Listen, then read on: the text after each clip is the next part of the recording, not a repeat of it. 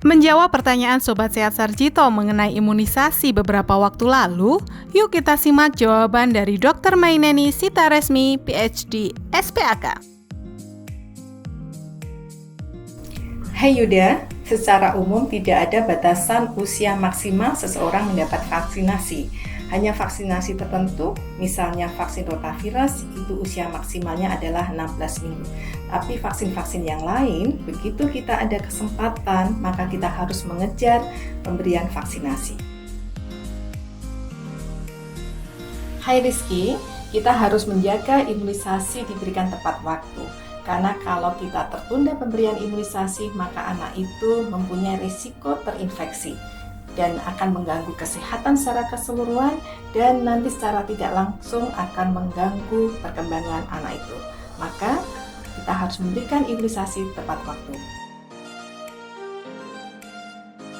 Hai Adiani, untuk anak 4 tahun yang belum mendapatkan imunisasi campak, maka kita harus segera memberikan vaksinasi MR.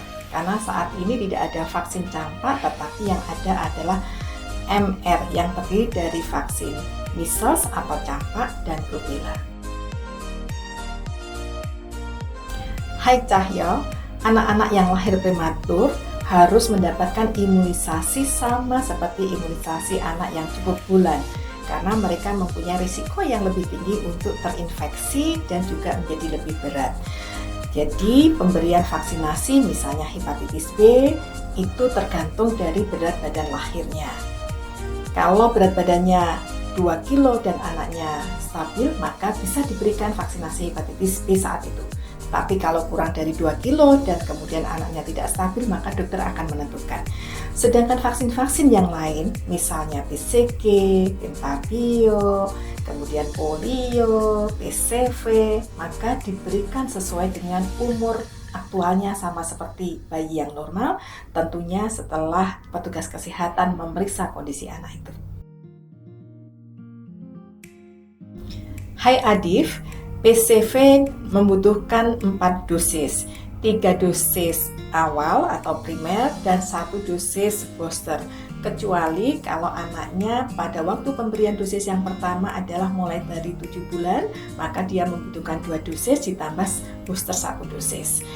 Untuk jarak antara PCV 1, 2, dan 3 itu adalah 4-8 minggu, biasanya kita memberikan 2 bulan. Sedangkan PCV yang booster itu jarak dengan PCV yang ketiga minimal adalah 2 bulan dan diberikan minimal usia 12 bulan.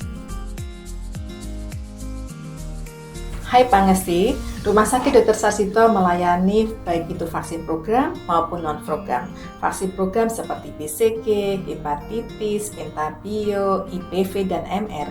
Sedangkan vaksin non-program misalnya PCV, rotavirus, HIV, kemudian influenza, varicella, hepatitis A, dan yang lainnya, maka silahkan datang ke Poli Tumbuh Kembang Rumah Sakit Dr. Sarjito.